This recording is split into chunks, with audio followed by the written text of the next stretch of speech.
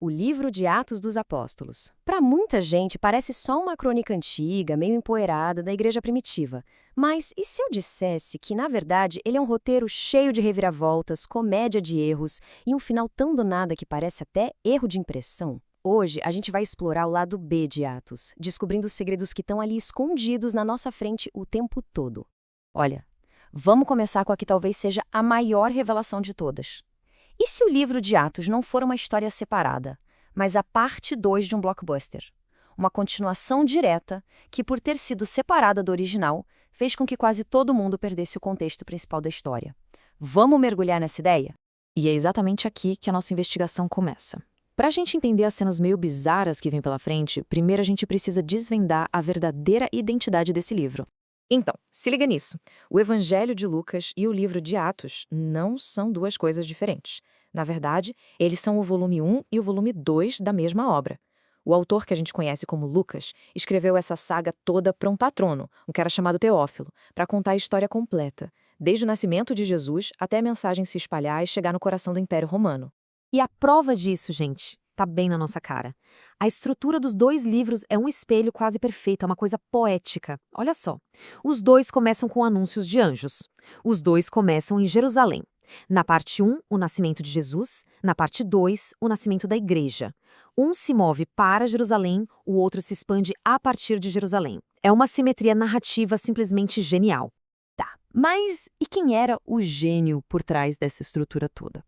Lucas não era só um contador de histórias. Ele era, na verdade, um jornalista investigativo de primeira. E a precisão do trabalho dele é, francamente, de cair o queixo. Pensa só na escala do trabalho dele.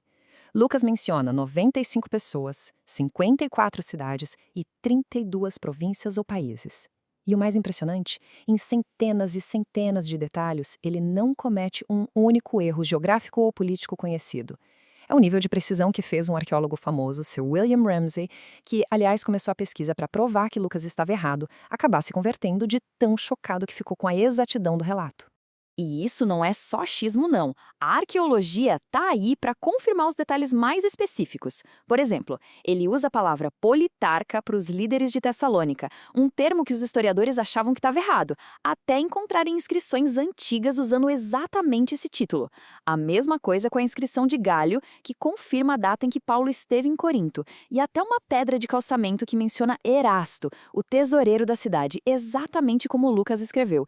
Ele acertou em cheio, nos mínimos detalhes. Só que Lucas não era só um historiador todo certinho. Ele também tinha um olho clínico para o absurdo e incluiu umas histórias que funcionam quase como um alívio cômico, revelando o lado estranhamente humano e às vezes hilário dessa jornada toda.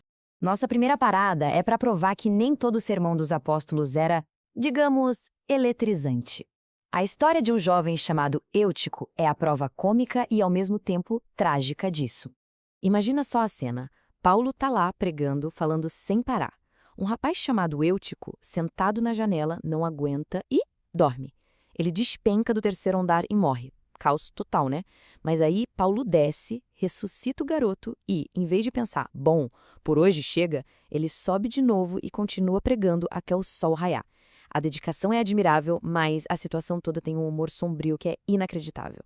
Agora, a gente tem o caso de 7 irmãos, filhos de um sacerdote chamado Seva, que resolveram que iam entrar no ramo do exorcismo, sem preparo, sem autoridade. O que poderia dar errado? Bom, basicamente tudo. Eles encontram um homem possuído e tentam expulsar o espírito em nome do Jesus que Paulo prega. A resposta do espírito é simplesmente épica. É um, olha, Jesus eu sei quem é, Paulo já ouvi falar, mas vocês, quem são na fila do pão? É uma das respostas mais diretas e humilhantes de toda a literatura antiga. E a humilhação não parou no quem são vocês. O homem possuído partiu para cima deles com tanta violência que os 7 irmãos saíram correndo da casa, todos machucados e, para completar o vexame, pelados. Naquela cultura, ser deixado nu em público era o sinal máximo de derrota e vergonha. Foi um fracasso total e absoluto. A nossa última parada nessas histórias bizarras acontece depois de um naufrágio na ilha de Malta. Paulo sobrevive ao mar, chega na praia e, em vez de descansar, já começa a juntar lenha para fazer uma fogueira. E, enquanto ele está pegando os gravetos, uma cobra venenosa pica a mão dele e fica pendurada. Na hora, o pessoal da ilha já deu o veredito. Ah, ele sobreviveu ao mar, mas com certeza é um assassino. A justiça divina pegou ele agora. Eles ficam só esperando ele inchar e cair morto.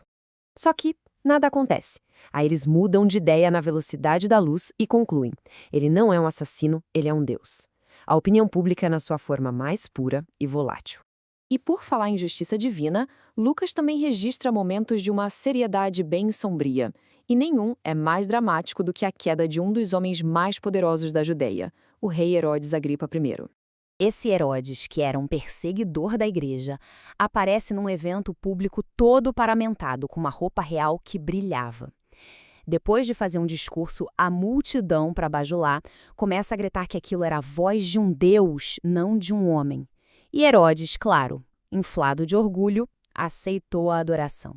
A retribuição, segundo o relato de Lucas, foi imediata e bem nojenta. Ele diz que um anjo feriu Herodes e ele morreu comido por vermes. Uma morte horrível, de filme de terror mesmo. E o mais fascinante é que isso não é só uma história da Bíblia.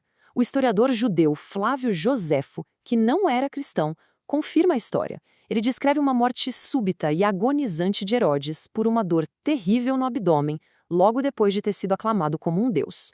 E tudo isso nos traz ao maior mistério de todos. Num livro cheio de histórias com começo, meio e fim, por que o próprio livro de Atos termina de um jeito tão abrupto? O livro simplesmente para. Do nada. Paulo está em Roma, em prisão domiciliar, pregando livremente. E ponto final. A gente não fica sabendo do julgamento dele, do destino dele, de nada. Por que um autor tão cuidadoso com os detalhes deixaria sua grande obra com um final tão aberto? A resposta mais provável para isso é também a mais simples e, ao mesmo tempo, a mais genial. O final não é um truque de roteiro. O livro termina daquele jeito porque, na hora em que Lucas estava escrevendo, a história ainda não tinha acabado. Ele simplesmente tinha alcançado os acontecimentos do presente. Isso muda completamente o jeito que a gente enxerga o livro de Atos. Não é um livro de história escrito décadas depois, olhando para trás. É um relato em tempo real, quase uma transmissão ao vivo. A narrativa para, porque Lucas, que muito provavelmente estava lá com Paulo em Roma, chegou no hoje. O final não é um gancho para uma continuação, é o ponto final no diário de um repórter de guerra. E isso tudo deixa a gente com uma pulga atrás da orelha, né? Se um livro tão conhecido como Atos está cheio de segredos, de identidades duplas, de histórias bizarras, o que mais será que está escondido bem na nossa frente, nos textos e nas histórias que a gente acha que conhece de cor e salteado? Talvez as coisas mais fascinantes estejam sempre nos detalhes que a gente acaba ignorando.